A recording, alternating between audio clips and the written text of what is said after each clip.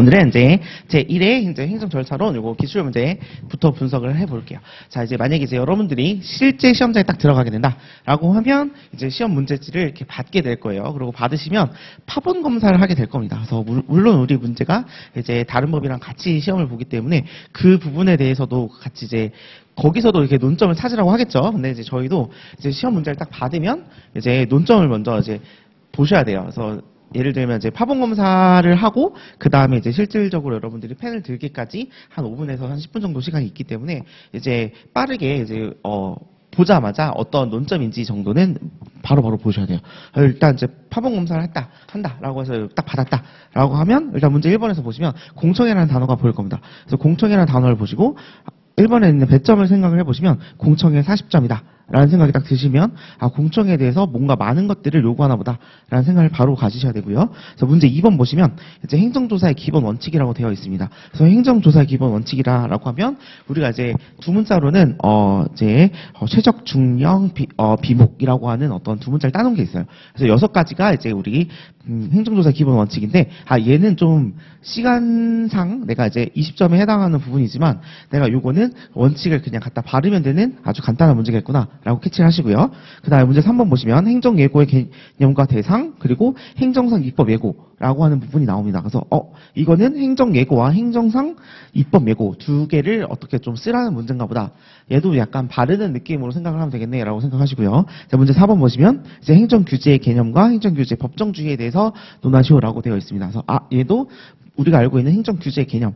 저희가 이제 저희 수업에서는 항상 정의를 무조건 이제 토시 하나 빼먹지 말고 다 외우자 이렇게 말씀드렸잖아요. 그래서 개념은 내가 쓸 수 있겠다 생각하시고요. 그 다음에 행정규제 법정주의다라고 하면 이거 뭐 법률에 의해야 된다라는 그거를 말하나 보다. 라고 이제 빠르게 스캔을 하신 다음에 이제 이렇게 덮었을 때 이제 머릿속에서 여러 가지 목차들을 다 구상을 해 주시면서 이제 시험을 보기 전까지 10분 동안 뭐 5분은 다른 과목 보고 5분은 이제 우리 과목 이렇게 보시면서 이제 머릿속으로 많이 생각을 해 주시면서 이제 시험에 이제 임하시면 될 것 같아요. 자, 그래서 1번부터 보시면 자, 그러고 나서 이제 수업 종이 따랑 딱 치면 이제 딱 보시면서 이제 1번 문제부터 이제 본격적으로 분석을 해 나가시면 됩니다.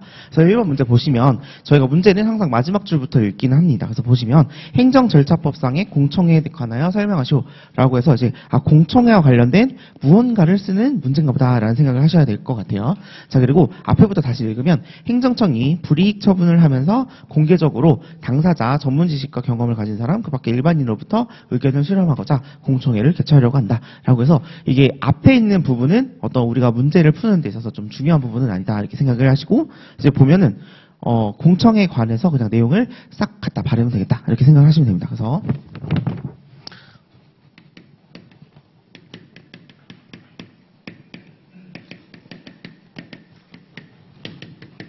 우리가 아시다시피 공청회다라고 하면 공청회의 의 먼저 적어주셔야 되고요. 그래서 공청회 의의에서는 우리가 이제 정의 규정을 다 외웠기 때문에 이 의의 규정을 정의 규정을 잘 써주시면 되고 그리고 또 공청회에서 우리가 또 쓰셔야 되는 부분 중 하나가 이 공청회는 의견 청취 절차 중에 하나죠.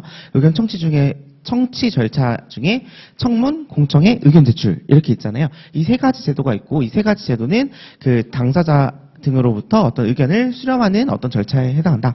그 중에 우리가 공청회가 있고 공청회는 이러이러하다라는 내용을 여기 앞에 의의에다 써주시면 좋을 것 같습니다. 자, 그 다음에 공청회가 있으면 이제 개최 사유를 좀 적어주시면 좋습니다. 개최 사유 같은 경우에는 우리가 이제 그 침입적인 처분에 대해서 이제 우리가 이제 사전 통지랑 그다음에 이제 의견 청취 절차 두 가지를 반드시 거쳐야 되잖아요. 그래서 이제 보시면 얘 같은 경우에는 권익을 제한하거나 아니면 의무를 부과하는 그러한 처분에 대해서는 개최를 해야 된다라고 적어주시면서 우리가 대상이 되는 거죠. 그러면서 우리가 이제 개최가 되는 그 사유는 우리가 이제 법인 30명 이렇게 되어 있었잖아요. 그래서 이제 법령상 정해지는 경우, 그 다음에 행정청이 인정하는 경우, 그 다음에 30명이 개최를 요구하는 경우에는 이제 우리가 개최 사유가 인정이 된다라는 데서 개최 사유를 좀 적어주시고요. 그 다음에 그 개최 사유에 대해서 어떤 예외적으로 우리가 의견 청취 절차를 거치지 않아도 되는 경우가 있다라고 해서 그리고 요거는 이제 긴제곤 포명 이렇게 뭐 외우셨죠? 그래서 뭐 이런 것들이 기억에 남으셔야 될 것 같아요. 자, 그다음에 세 번째로는 어떤 절차. 자, 우리가 이제 행정 절차론이다 보니까 어떤 이러한 청취 절차 같은 것이 나온다면 어떤 이런 저희가 절차와 관련된 부분들은 좀 웬만하면 써주는 게 좋습니다. 그래서 이제 행정 절차 법에 나오는 것들은 이제 좀 절차를 같이 녹여주시면 좋을 것 같아요. 그래서 보시면 그래서 여기 얘는 그쵸? 이제 개체에 대한 이제 통지를 하거나 이제 공고를 한다. 이렇게 보통 이거는 이제 우리가 공청회 열어요 이렇게 얘기를 하는 거죠. 그래서 이런 부분이 들어가고요. 두 번째는 온라인. 얘도 병행해서 가능하다 이런 부분들이 나옵니다. 그 다음에 우리가 이제 얘네들은 초대를 한 거죠. 이제 우리 공청회를 들으러 오세요 이렇게 하면 이제 그 공청회 누군가는 앉아 있을 거고 누군가가 뭔가를 할 거 아니에요. 그래서 그게 이런 구성들과 관련된 내용을 좀 적어줍니다. 그래서 주재자가 나오고 그 다음에 발표자가 나와요. 자, 그 다음에 진행을 하겠죠. 이 진행은 그 해당 주제에 대해서 토론을 하는 거니까 해당 주제를 토론을 한다. 이렇게 진행을 한다. 그래서 원활하게 진행을 해야 되는데 막 저기서 막 취객이 난동을 부리고 있고 막 저기서 막 이거는 반대입니다. 막 이러고 있으면 장례를 좀 조용히 해야겠죠. 그래서 그러한 어떤 여러 가지 절차들이 있다. 뭐 제한 조치들이 있다. 이런 내용들을 여기다 적어주시면 될 것 같아요.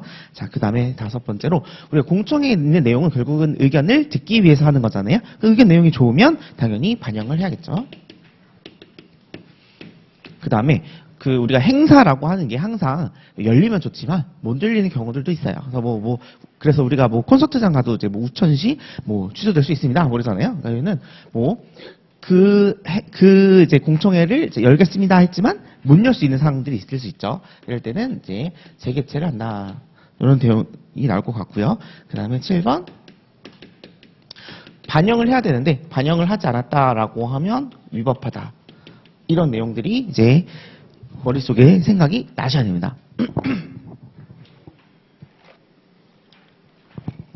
그래서 우리가 이제 이 시험을 볼 때 이제 문제 1번을 딱 접근할 때 이제 방금 이제 파본하기 전에는 우리가 이제 논점들을 머릿속에다가 뽑아놓고 머릿속에다 그리고 있었죠.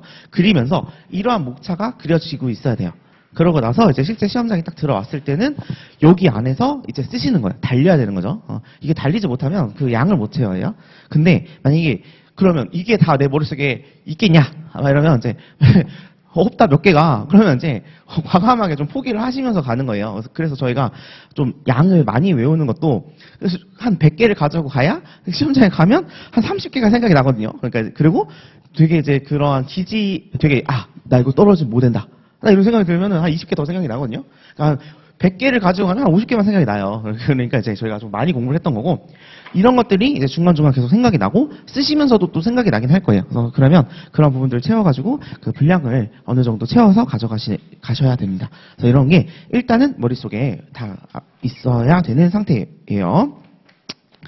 자, 그러면 요거를 이제 보도록 할게요.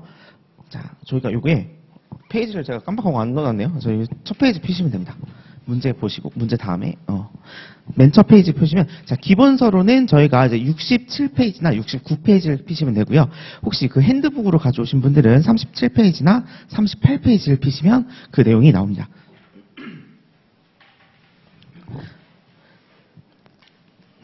자, 다 피셨으면 이제 한번 보도록 하죠.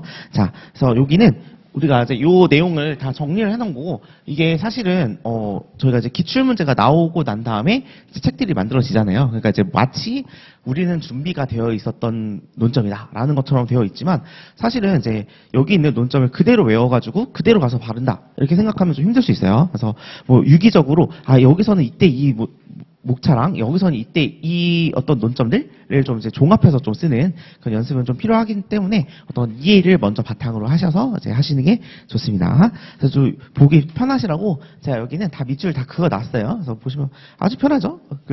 거기를 이제 쳐져 있는 밑줄에 맞춰서 핸드북을 옮겨서 넣거나 아니면 이제 거기 있는 거를 이제 형광펜으로 이렇게 체크를 하시면 좀 보기 편하실 수 있어요. 자.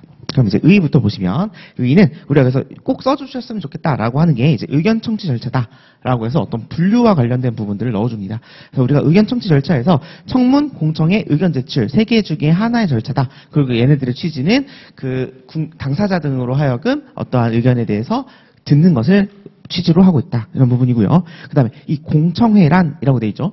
이 공청회란이라고 되어 있는 그 부분부터 밑줄 쫙 빠져 있는데 여기는 우리가 정의 규정이에요. 정의 규정은 반드시 다 외우셔야 돼요. 그리고 보시면 행정청이 공개적인 토론을 통하여 어떠한 행정작용에 대하여 당사자 등 전문 지식과 경험을 가진 사람, 그 밖의 일반인으로부터 의견을 널리 수렴하는 절차다라고 해서 이 부분은 토시 하나 빼먹지 않고 조사 하나 틀지 않고 다 외워주시면 그러면 이제 그 밑에서부터는 이 사람은 다 아는구나. 밑에 있는 게 좀 잘못돼 있더라도 잘 아나 보다. 이렇게 넘어갈 수 있으니 그 부분은 꼭 외워주세요.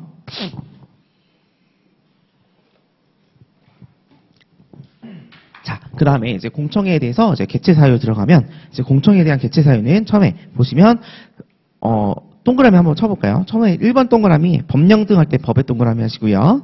그 다음에 위에서부터 세 번째 줄 맨 앞에 인정할 때 인의 동그라미. 그 다음에 그 다음 줄에 중간에 보면 30명 할 때 30명 이렇게 하면 이제 우리가 법인 30명 이렇게 되어 있습니다. 그래서 우리가 이건 공청회를 개최하는 경우는 법인 30명인 경우에 공청회가 개최가 됩니다. 이 말은 법령 등에서 공청회를 개최하도록 규정을 하고 있다거나 아니면 행정청이 이거는 처분이 이게 좀 국민들에게 어떠한 큰 영향을 미칠 것 같아라고 해서 행정청이 인정하는 경우.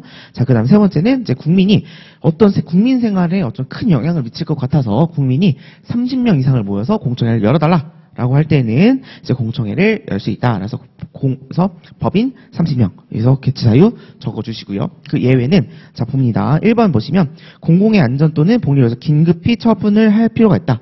할 때 여기 보시면 긴급할 때 긴의 동그라미. 그 다음 줄에 보면 재판 등에 의해서 객관적으로 증명된다 할 때 재의 동그라미. 그리고 세 번째 보시면 현저히 곤란하다 할 때 곤의 동그라미.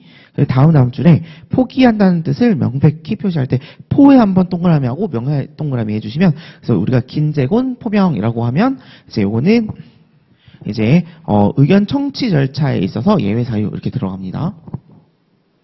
그래서 우리가 보시면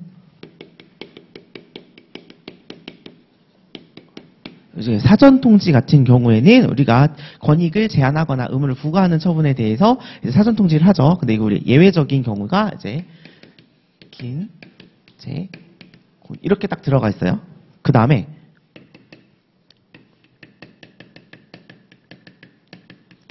의견 청취 절차에서는 긴, 재, 곤, 그 다음에 포, 명. 그래서 이 두 개가 더 붙어 있습니다. 그래서 이거는 이런 차이가 있구나 정도만 보시고 그러면 이제 사전 통지가 나온다라고 하면 긴재곤 쓰시면 되고요. 그 다음에 우리가 의견 청취 절차가 나온다라고 하면 뭐 청문이든 공청회든 아니면 뭐 의견 제출이든 요거 두 문자를 갖다 적어주시면 돼요. 그래서 보시면 요거는 내용을 하나씩 볼게요. 이제 1번은 이제 공공의 안전 또는 복리를 위해서 긴급한 처분이 필요하다라고 할 때는 사전 통지도 하지 않아도 되고요. 의견 청취도 하지 않아도 됩니다. 자, 그 다음에 법령 등에서 요구된 자격이 없어지거나 없어지게 되면 반드시 일정한 처분을 해야 하는 경우 그 자격이 없거나 없어지게 된 사실이 법원의 재판 등에서 객관적으로 증명된 경우인데 요것들 많이 줄여서 쓰시는데 줄여서 쓰시면 안 돼요. 요거는 그래서 요거는 어떤 내용인지를 알면 그 앞에도 써야 되고 뒤에도 써야 되나 보다라는 생각이 들 거예요. 그래서 무슨 얘기냐면 이런 겁니다. 제가 예를 들어 이제 뭐 감정평가사잖아요. 자격증이 있어요. 그 자격증을 부여받았는데 어떤 행정청이 저희 이제 국토교통부에서 받아요.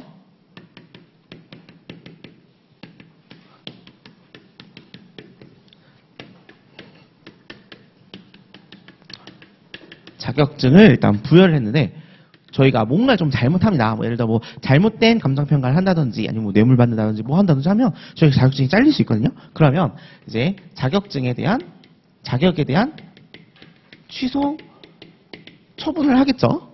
그죠? 그러면 취소를 했으면 자격증을 반납을 해야 되잖아요. 그러면 당연히 취소가 됐으면 반납이라고 하는 그 다음에 절차가 있을 거란 말이죠. 그러면 얘도 침익적이고 얘도 침익적이잖아요. 나한테는. 그죠? 그럴 때 이게 보시면 이렇습니다. 보면 요구된 자격이 없거나 없어지게 되면 자격 취소 처분을 통해서 없거나 없어지게 되면 반드시 일정한 처분을 해야 되는 경우, 일정한 행위, 이게 바로 이제 자격증의 회수 이런 거죠. 이러한 경우에 있어서 그 자격이 없거나 없어지게 된 사실이 법원의 재판 등에서 객관적으로 증명된다. 이 말은 내가 이 자격 취소를 다퉜다는 거죠. 그래서 소송으로 갔는데 졌어요. 그러면 패소했어요. 그래서 이 소송이 되어서 이제 확정이 됐다 이거죠. 그러면 이제 더 이상 이게 객관적으로 증명이 된 경우에는 이러한 처분을 함에 있어서는 그러면 이제 저 의견 청취 절차를 거치지 않을 수 있다. 왜 그러겠어요? 이거 할 때 이미 이거 할 때 자격 취소 처분을 할 때 이미 의견 청취도 했을 거고 법원의 재판에서 내가 하고자 하는 말들을 다 했겠죠. 방어권을 다 이제 다 행사를 했다는 거예요. 그러니까 이 처분을 함에 있어서, 그 후행된 처분을 함에 있어서는 이제 우리가 의견 청취를 하지 않을 수 있다. 이런 내용입니다. 그래서 이 문장을 읽을 때 보면, 그래서 법령 등에서 요구된 자격이 없거나 없어지게 되면 반드시 일정한 처분을 해야 되는 경우, 상상을 하시면서 읽으세요. 그 자격이 없거나 없어지게 된 사실이 재판 등에서 객관적으로 증명된 경우, 이렇게 되는데, 이걸 만약에 그냥 이제 저랑 이제 얘기를 하다 보면 이제 다 써야 되나 보다 생각이 드는데, 저도 이게 보시면 제가 다른 데서도 이제 강의를 한다고 말씀을 드리잖아요. 근데 이제 저 행정절차법이 다른 데서는 거의 불이타 수준에 가까울 정도로 잘 시험에 안 나와요. 그래서 뭐 사법고시라든지 뭐 행시라든지 입시라든지 아니면 뭐 행정사 시험이 아니라 뭐 감정평가사 시험이라든지 잘 안 나오거든요. 그래서 이 부분이 나오면 항상 줄여 쓰는 게 재판 등에서 객관적으로 증명된 경우. 이렇게 줄였었거든요. 그럼 지금 저의 설명을 들으신 여러분들 입장에서는 뭔가 비는데? 이런 느낌이 들죠. 그래서 보시면 앞에 부분까지 다 써주셔야 되는 거예요. 그래서 줄이더라도 뭐 요구된 자격이 없거나 없어지면 되짤만 빼는 거죠. 뭐. 의미가 없다 이거죠. 그러니까 되면 일정한 처분을 해야 되는데 그러한 사실이 재판 등에 의해서 객관적으로 증명된 경우, 약간 이렇게 해서 뭐 그 대명사로 받아주는 정도에 불과한 정도로는 줄일 수 있어요. 네, 그냥 쓰시는 게 편할 것 같아요, 마음엔. 자, 그런 경우 그래서 긴 제이고요. 그 다음에 곤이라고 하면 이제 당의 해당 처분의 성질상 의견 청취가 현저히 곤란하거나 명백히 불필요하다고 인정될 만한 사항이 있는 경우에는 그럴 때는 우리가 이제 의견 청취를 하지 않을 수 있다. 그리고 네 번째, 당사자가 의견 진술의 기회를 포기한다는 뜻을 명백히 포기했다라고 할 때는 공청회를 개최하지 않을 수 있다. 이렇게 적어주시면 됩니다. 자, 그 다음에 공청회 절차는 공청회를 개최를 합니다. 공청회 개최에서는 반드시 써줘야 되는 부분은 14일 전까지다라는 내용을 반드시 적어주시면 됩니다. 자, 우리가 요것만 보시면 또 헷갈리니까.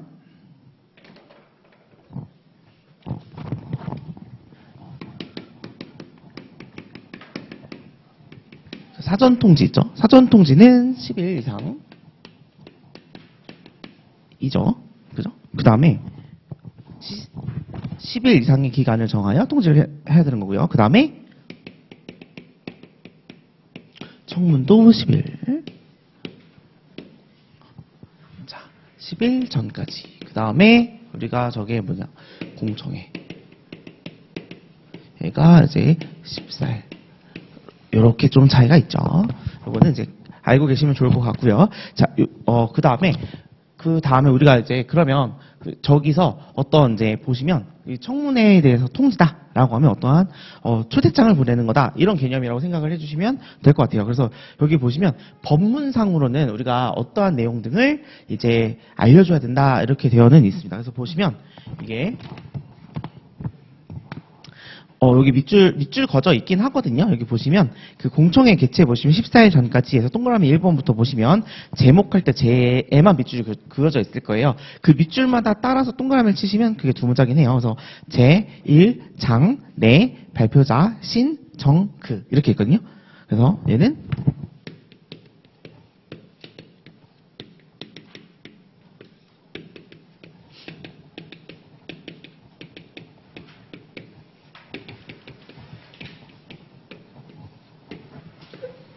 네, 이렇게 해서 요거 이제 그 통지 사유다. 뭐 이렇게 이 정도만 알고 계시면 될 것 같아요. 그래서 보시면 얘는 뭐 제목이고요. 일시, 장소. 그다음에 주요 내용. 그다음에 발표자에 관한 사항. 그다음에 발표 신청 방법이라든지 기한, 그다음에 이제 정보통신망을 이용한 거, 그다음에 그 밖에 이렇게 해서 이렇게 외워주시면 되고요. 그러면 이제 사전통지랑 좀 비교를 해보면 사전통지 같은 경우에는 우리가 이제 제목,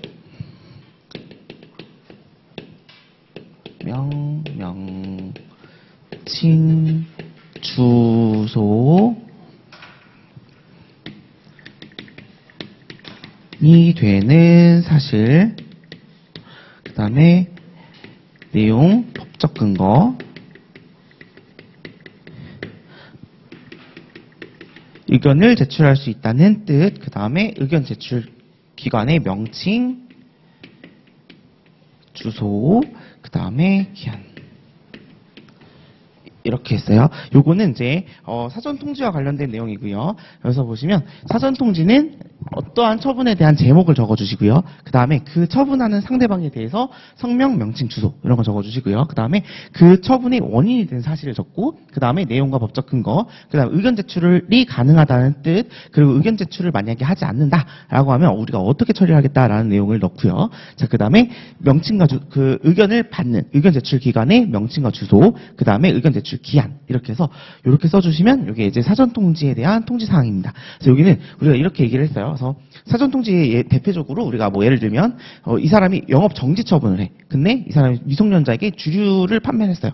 그런 경우에는 미성년자 주류 판매에 따른 어떤 영업 정지 처분이라고 하는 처분의 제목을 먼저 알려주고요. 그 다음에 그 사람은 갑이라고 하는 당신이야. 그리고 그 사람이 세상에 갑이라는 이름이 얼마나 많겠어요. 저도 제 이름이 인터넷 쳐보면은 한 3페이지 넘어가야 나오거든요. 그래가지고 성명 이걸로 특정이 안 되는 거죠. 그러니까 명칭은 이제 그 회사일 때 그런 거고, 주소 같이 넣어줍니다. 그래서 명칭, 주소 이렇게 넣는다 생각하시고, 그 원인이 되는 사실, 미성년자에게 주를 판매했어라는 거고, 그 다음에 그래서 너는 이러한 영업 정지 처분을 내릴 거고, 그거의 내용은 이래. 그리고 법적 근거는 무슨 법에 있어. 그리고 너가 만약에 여기에 대해서 미성년자에게 정말 술을 안 팔았다 라고 생각이 든다면 우리한테 의견을 내고, 그 의견을 내지 않으면 우리는 너가 술을 팔았다고 믿을 거야. 그리고 의견을 어디다 내야 되냐면 여기에다가 의견을 내고 언제까지 의견을 주세요. 이런 내용이 담긴 게 사전통지예요. 그래서 보면 사전통지라고 하는 건 의견 청취를 하기 위한 사전적인 내용인 거죠. 그래서 이런 내용이 들어가는 거고, 그리고 이제 요거는 이제 보시면 우리가 이제 스토리는 약간 그렇게 외웠어요. 이제 뭔가를 하기 전에 재성 미안하다. 명주야, 원래 그럴 뜻이 아니었다. 명주야, 기한을 줘. 막 이렇게 해서 외웠거든요. 그래서 보시면 재성, 명주, 원내, 뜻, 명주, 기한 이렇게 외워주시면 될 것 같아요. 그리고 자, 여기까지 보셨으면 그 청문인데요. 네, 청문도 10일 전까지 청문에 대한 사항을 통지를 해야 된다 이렇게 말씀을 드렸죠. 그래서 여기까지는 똑같아요. 그 다음에 여기는 그 뒤는 이렇게 되는데, 얘는 주재자와 관련된 사항이 나오고요. 그 다음에 일시 장소, 그 다음에 그러한 의견을 제출하지 아니하는 경우 뭐 이렇게 나옵니다. 그런 경우에 어떻게 된다, 이런 내용이 나옵니다. 얘는 얘랑 같은 내용이고요. 그 다음에 여기서는 우리가 청문 같은 경우에는 청문을 하러 와 라고 해야 되니까 일시 및 장소가 필요한 거고, 청문을 하러 왔을 때 그 청문을 주재하는 자는 누구야 라는 내용이 나오죠. 청문에서의 주재자가 중요한 이유는 우리가 청문에서 주재자는 그러한 청문을 이끌어 나가는 게 다가 아니라 그 사람이 그러한 처분을 받을 만한 게 맞다, 그리고 이 정도의 처분을 할 게 맞다라는 걸 판단하는 사람이에요. 그러다 보니 이 주재자가 누군지가 중요하게 되고, 이 주재자가 나랑 철천지 원수야, 그러면 저 사람은 그냥 다 잘못했고 다 나빠 이렇게 말할 거 아니에요? 그래서 이 주재자가 누군지를 알려주는 게 청문에서는 중요하다라는 내용이고요. 그 다음에 뭐 그 밖에 뭐 이런 거죠. 그래서 세 개를 좀 이제 법상으로는 비교해서 이제 사용하시면 될 것 같고요.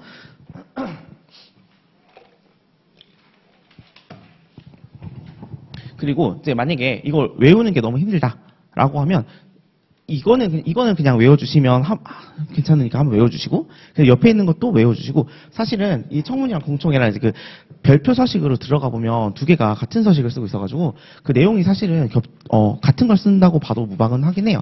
그래서 이제 이거를 이제 우리 이제 법칙상까지 본다면, 이제 얘네들의 내용은 거의 같다. 근데 법문상으로는 차이를 두고 있다. 이니까, 요거 이제 여러분들이 쓰실 수 있는 만큼, 외울 수 있는 만큼 이제 가져가시면서 외워주시면 될 것 같아요. 네. 보다 보면은 또 그냥 외워져요. 그죠? 한 분이 또 끄덕끄덕 해주셔가지고, 그럴 수 있다는 걸로 이제 저희가 생각을 하고. 자, 그래서 공청회 개최에 관련해서 14일 전까지 이러한 내용이 들어간다라고 해서, 그리고 요거는, 이렇게, 여기서는 스토리가 그래요. 여기서는 이제 공청회에서 제일 짱은 내 발표다. 그러면서 신정그, 이렇게 외웠어요. 그래서 이게, 근데, 제일 짱은? 요즘도 짱이라는 표현을 쓰나요? 옛날에 이런 말을 썼는데, 그래서 제일 짱은, 내 발표자다. 신정그. 이렇게 외웠어요. 그래서, 이런 내용이 들어가 있습니다. 그래서 보시면, 공청회 개최와 관련해서 14일 전까지, 제일 짱, 내 발표자, 신정그. 이렇게 쓰시면 됩니다. 그리고 이것도, 만약에 가셨는데, 시험장에서 갈 때, 이제 그냥 현출을 할 때, 만약에 이제, 갑자기 내가 기억이 안 나네? 이렇게 되면 그냥 지우시고 그냥 쓰세요. 뭐 이거는 다 써야 뭐 점수가 인정된다는 게 아니라, 하나라도 더 쓰면 남들보다 좀 더 좋은 점수를 받는다는 거잖아요. 그리고 저희가 아시겠지만 저희는 뭐 절대평가가 아니에요. 다 써야지 뭐 여러분들이 합격한다가 아니라, 그 옆에 앉아있는 사람보다 하나라도 더 쓰면 이기는 거잖아요. 우리가 상대평가가 그런 거잖아요. 근데 뭐 옆에 있는 사람이 2쪽 썼는데 내가 3쪽 썼어. 그럼 내가 이기는 거잖아요. 그죠? 옆에 있는 사람이 한쪽밖에 안 썼어. 그런데 내가 반쪽도 못 썼어. 그럼 내가 떨어지는 거잖아요. 그러니까 이제 하나라도 더 외우자. 그리고 그 내용을 외우자. 이런 내용이에요. 그래서 이런 것들은 여러분들이 쓰시다가 막 현출을 하다가 갑자기 뭐 한 개가 생각이 안 나. 근데 시간이 막 갈 거 아니에요? 그러면 당연히 과감하게 버리시고 다음 걸 쓰시면 됩니다. 그러다가 이제 다 쓰다가 나중에 생각이 날 수 있어요. 그럼 이제 이렇게 해가지고 뭐 이렇게 쓰시면 되잖아요. 그러니까 이제 쓰시면 되고. 그래서 일단은 제일 짱, 내 발표자, 신정그 이렇게 외우시고요. 그래서 당사자 등에게 통지도 하고 그 다음에 공고도 한다라고 해서 이거는 두 개, 통지도 하고 공고도 한다. 그리고 14일 전이다. 이런 내용들이 들어가 있으면 되는 내용입니다. 자, 그리고 예정대로 개최하지 못했다라고 한다면 새롭게 정하게 되는데, 새롭게 정할 때는 우리가 7일이다. 이렇게 되는 겁니다. 7일 전까지 그러한 사실을 알려라. 이런 내용이고요. 자, 이번에 보시면 온라인 공청회는 병행해서 실시할 수가 있더라. 라고 되어 있고요. 그 다음에, 그리고 여기는 단독으로 개최할 수가 있다라고 해서 제38조의 제2항이 이제 온라인 공청회를 단독으로 실시할 수 있는 개최 사유. 요거는 나중에 여러분들이 우리가 온라인 공청회도 나올 테니까 한번 보시면 될 것 같아요. 자, 그 다음에 공청회가 그러면, 개최를 했고, 그 다음에 온라인으로도 같이 열어줄 수 있다. 라는 내용 나왔으면, 그럼 이제 그 공청회를 주재하는 주재자와 그 발표자, 거기는 이제 플레이어들을 이제 소개를 하도록 하겠습니다. 보면, 첫 번째 보면, 주재자는 전문적 지식이 있거나 종사한 경험이 있는 사람들이 주재자가 될 것이다. 라는 내용이 나올 거고요. 자, 그 다음에 발표자는 그 다음 줄에 보시면, 발표를 신청한 사람 중에서 행정청이 선정을 해서 어떠한 발표를 하게 되어 있습니다. 그래서 보시면, 공청회 같은 거 가시면, 여기 앞에 주재자 앉아 있고, 이게 발표자가 이렇게 있고, 여기에 방청하는 사람들이 있어요. 그래서 막, 여기서 이 주제에 대해서 난 이렇게 생각합니다. 그러면 또 반대쪽에서, 나는 이거를 반대하는 게 좋다고 생각을 합니다. 그럼 이 주재자가 가운데서 중재를 해주는 거죠. 그래서, 그만 말하세요. 시간이 너무 오바됐습니다. 편향적으로 될 것 같으니까 5분만 시간을 드리겠습니다. 뭐 이런 식으로 해가지고, 이렇게 공청회를 진행을 하게 되고, 여기 있는 방청객들이 나중에 질문도 하고, 이렇게 됩니다. 그래서 공청회에서 어쨌거나 필요한 필수적인 아이들은 여기 있는 주재자 그리고 발표자, 이 둘은 이제 필수적으로 필요한 거죠. 그래서 우리가 주재자와 발표자에 관한 사항 등을 적어줍니다. 그래서 발표자에 관한 사항은 발표를 신청한 사람 중에서 행정청이 신청한다, 이런 거고요. 그 다음에 신청한 사람이 만약에 없다거나 공청회 공정성을 확보하기 위해서 뭔가 필요하다라고 한다면 그 당사자 등, 거기는 당사자를 부르기도 하고요. 혹은 전문적 지식이 있는 사람 중에서, 혹은 종사한 경험이 있는 사람들 중에서 이제 행정청이 지명하거나 위촉을 해서 이 발표자로 앉혀놓습니다. 누구든 어떤 정책을 시행을 했는데 반대만 있고 이제 긍정한 사람이 없어. 그러면 이제 긍정한 사람을 몇 명을 섭외해가지고 앉혀놔야겠죠. 그러니까 이제 그러한 상황들이 이제 주재자와 발표자에 관한 사항이다라는 거고요. 그래서 공정회를 어떻게 진행을 하냐라고 하면 공정하게 진행한다라는 거고요. 공정하게 진행을 할 때 그럼 공정하게 진행을 하기 위해서 발표하는 내용을 제한할 수도 있고요. 발언을 중지하거나 너 나가 퇴장 명령을 할 수도 있더라라는 겁니다. 자, 그리고 발표자는 그래서 직접 관련된 사항에 대해서만 이야기를 해야 되고요. 그 주재자는 그러한 것들을 위해서 이제 중재하고 어떠한 조치들을 취할 수 있다라는 거고요. 질의나 답변을 할 수 있도록 방청인에게도 의견을 제시할 기회를 줘야 되는데 발표가 다 끝난 후에 그 사람들에게 이제 방청객들도 참여를 시켜가지고 이제 공청회를 진행하게 되는 거죠. 자, 이렇게 해서 공청회는 결국 의견을 듣는 절차예요.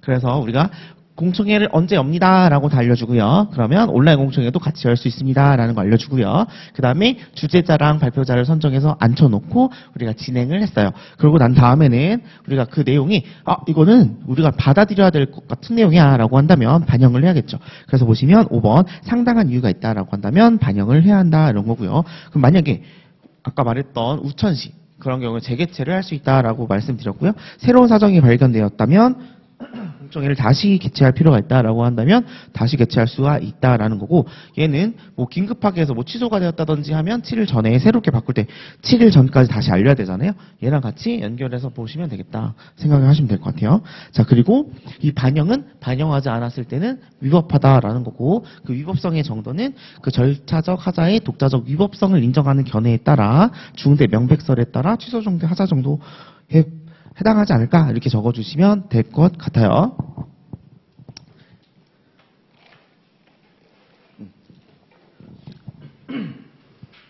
자, 그리고 이제 이 공청회라고 하는 거는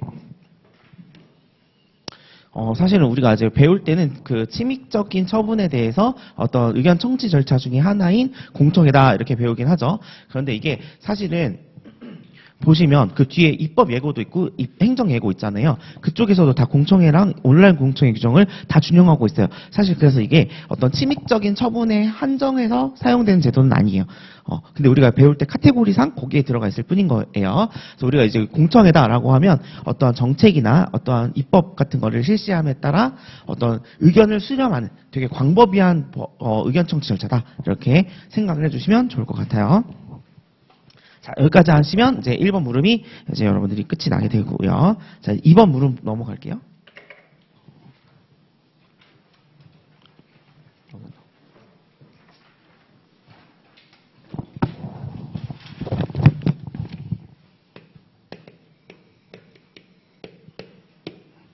자, 물음 2번은 행정조사 기본법상 행정조사의 기본 원칙에 대해서 설명하시오라고 했고요.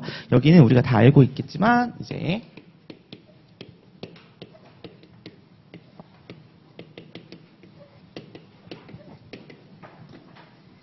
이렇게 이제 따주시면 됩니다. 자, 하나씩 볼게요. 자, 보면 행정조사의 최소성의 원칙 및 조사권 남용 금지의 원칙 할 때 최소성 할 때 최 동그라미 해주시고요. 그 다음에 이번에 행정조사의 적합성의 원칙 할 때 적의 동그라미, 중복 행정조사 금지할 때 중의 동그라미, 그 법령 등 준수 유도 원칙 할 때 령의 동그라미, 비밀 금지할 때 비의 동그라미, 그 다음 조사 목적 외 할 때 목의 동그라미 하면 우리가 최적, 중령, 비목 이렇게 나옵니다. 그래서 우리가 요거는 스토리는 이런 내용이에요. 이제 행정조사 누가 조사를 제일 잘하냐라고 하면 이 조사의 최적인 사람은 어떤 중령이다. 그리고 이 사람은 비가 오나 목이 아프나 비가 와고 막 비를 맞으면서 막 감기가 걸려서 목이 아프나 다 행정조사를 열심히 수행하는 분이더라라고 해서 행정조사 하면은 그러면 최적, 중령, 비, 목 이렇게 생각을 해 보시고요.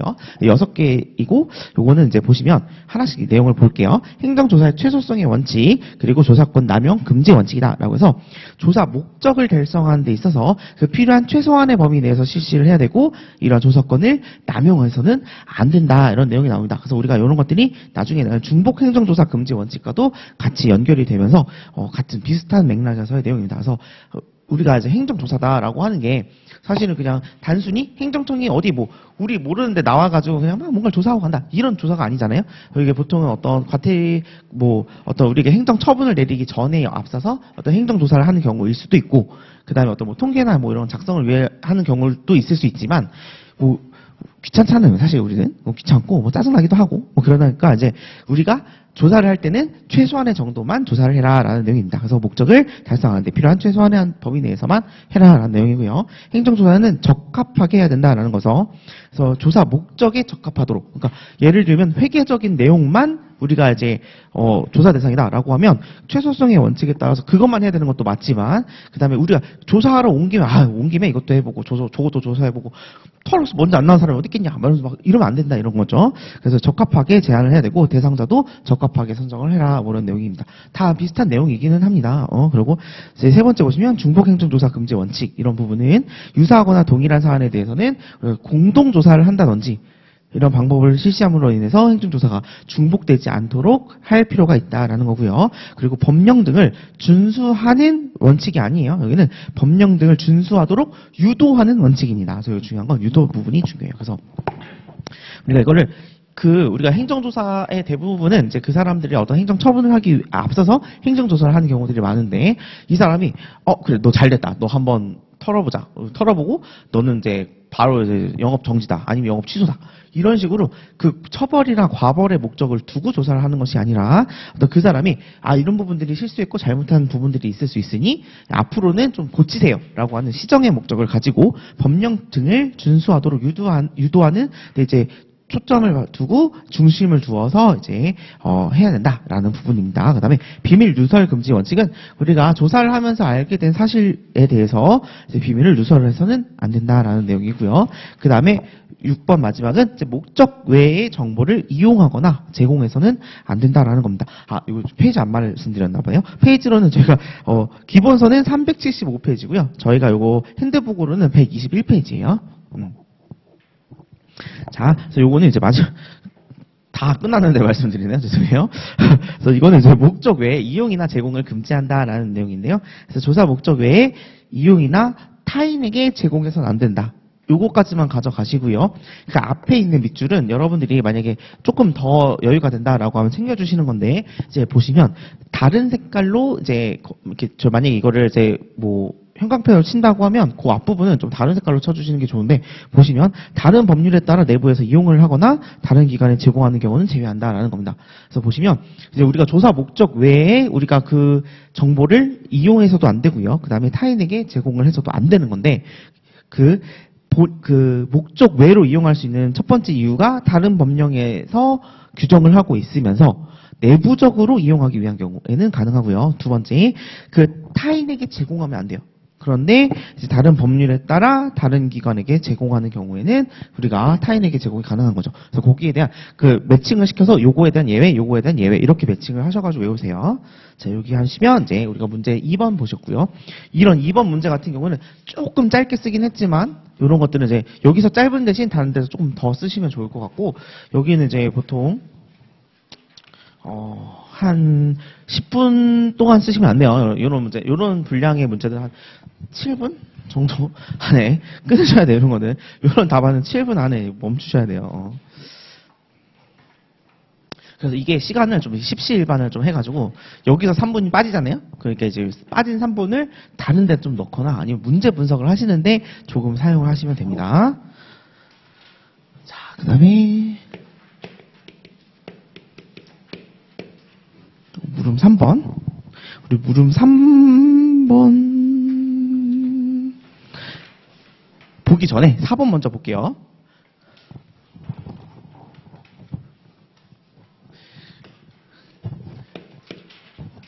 문제 1번을 다 하고 시작 이렇게 하려고 했더니 표정들이 아니다 나는 쉬어야 된다 이런 표정이 너무 강해서 제가 4번만 한 5분이면 끝나지 않을까요? 싶어서 제가 이거 보고 3번 일단 볼게요. 자, 보시면 이제 문제 4번 같은 경우에 읽어보시면 행정규제기본법상 행정규제 개념. 목차로는 행정규제의 개념을 적어야겠다라는 생각이 들 거예요.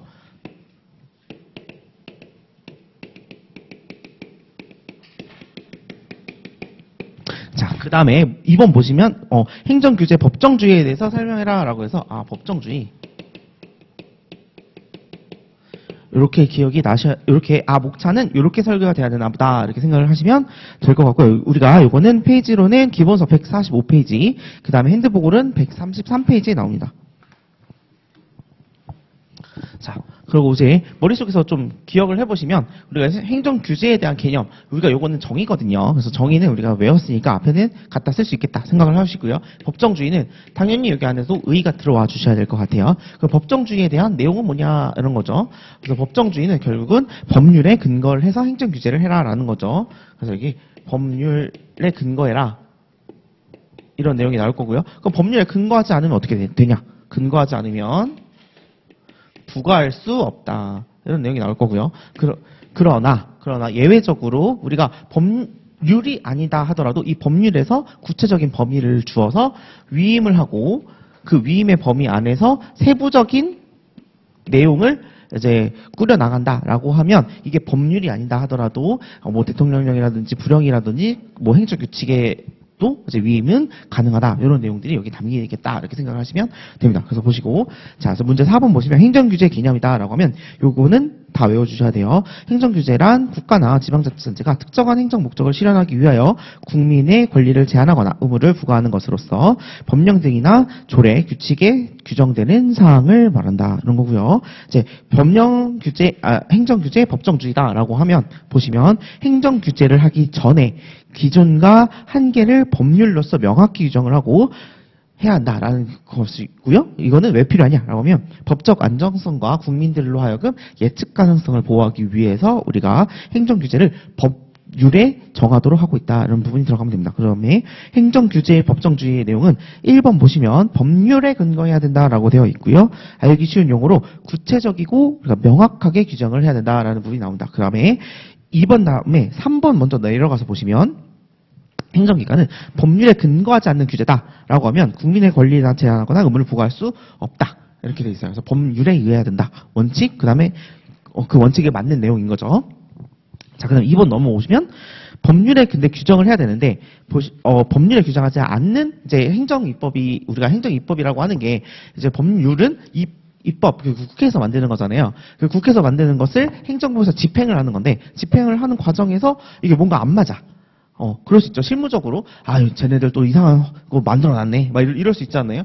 그럴 때는 그거에 맞게, 너가 이제 실무를 하면서 그 내용들 채워가라 라는 것들이 우리 행정입법의 취지잖아요. 그 취지에 맞춰서 이제 법률을 직접 규정을 해야 되는데 이제 세부적인 내용은 법률 또는 상위 법령 구체적으로 범위를 정해서 위임을 한다면 그러한 세부적인 부분들은 위임이 가능하다라는 거고 그래서 대통령령, 총령, 부령, 조례 규칙으로도 정할 수 있다. 그리고 다만 법령에서 전문적 기술적 사항이나 경미한 사항으로 업무의 성질상 위임이 또 불가피한 거다라고 하면 구체적인 범위를 정해서 위임을 했다라고 하면 고시 등 이게 이제 행정규칙이잖아요. 행정규칙으로까지도 위임을 할 수가 있다라는 부분들을 적어주시면 행정규제와 관련된 법정주의에 대한 내용을 다 보시게 됩니다. 그래서 여기까지 보시면 문제 1번, 2번, 4번 이렇게 쓰신 거예요. 그래서 우리가 열심히 이 문제를 보고 열심히 써야 된다라고 하는 건 문제 1번, 3번이고요. 그 다음에 2번과 4번은 그냥 이제 내가 생각하는 거 갖다 발라야 되는구나. 라고 생각을 하시고 문제를 이제 보실 때 그런 이제 배점 분량 그다음에 시간 분량 이거를 이제 문제를 보는 순간 바로 캐치를 하셔야 됩니다. 근데 누구는 나는 근데 사실 1번은 잘 못 쓸 것 같고 사실 1번 잘 못 쓴다는 건 좀 그렇죠. 3번은 좀 잘 못 쓸 것 같고 3번은 좀 잘 못 쓴다는 건 좀 그런데 그래서 혹시라도 내가 3번은 좀 잘 준비를 안 한 부분이다 라고 한다면 2번과 4번에 좀 더 힘을 쓰긴 해야 되죠. 그렇지만 여기서는 이제 보통 이제 통상적으로 1번과 3번은 좀 시간을 들여서 공들여 써야 되는 문제로 보이고요. 그 다음에 2번과 4번은 그냥 시간을 그냥 조금 줄여서라도 10분을 다 쓰는 게 아니라 한 7분?